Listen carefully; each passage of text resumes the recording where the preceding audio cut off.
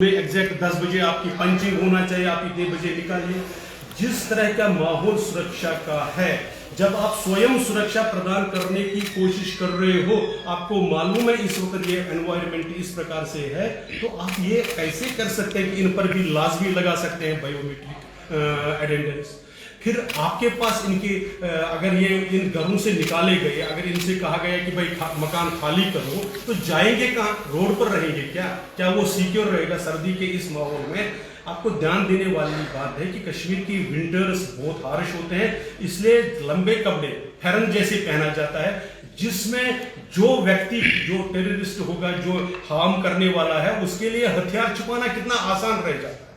तो इन सारी बातों को हम यूटी एडमिनिस्ट्रेशन के सामने पार्टी की तरफ से ध्यान दिलाना चाहते हैं कि भाई इस तरह की मनमानी, ये इनसेंसिटिविटी, ये इनएफिशिएंसी नहीं चल सकती। आप लोगों के जीवन के साथ खिलवाड़ नहीं कर सकते हैं, और फिर आप इतने दिनों से इनकी सैलरी रोके हुए हैं। आप दोबारा बता दीजिए, CSR भी कहता है कि अगर कोई सस्पेंड भी होता है, उनको भी सब्सटेंस अलाउंस प्रदान किया जाता है, इनके परिवारों को किस बात की सजा दी जा रही है?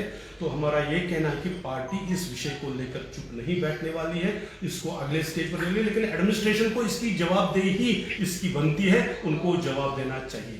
मैं प्रोफेसर साहब से कहूँगा क्या करें।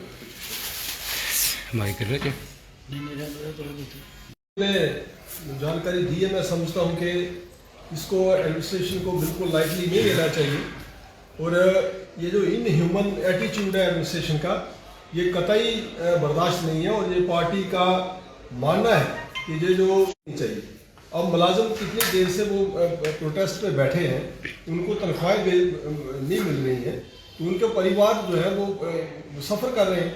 तो मैं समझता हूँ कि एडमिनिस्ट्रेशन को इस पर बड़ी ध्यानदारी से और ईमानदारी से इस पर काम करना चाहिए, और जो भी सफ़र है, चाहे वो किसी भी कैटेगरी के हैं, उनको पूरी सुरक्षा देनी चाहिए, और उनके जितने भी मसाइल हैं उनको हल करना चाहिए।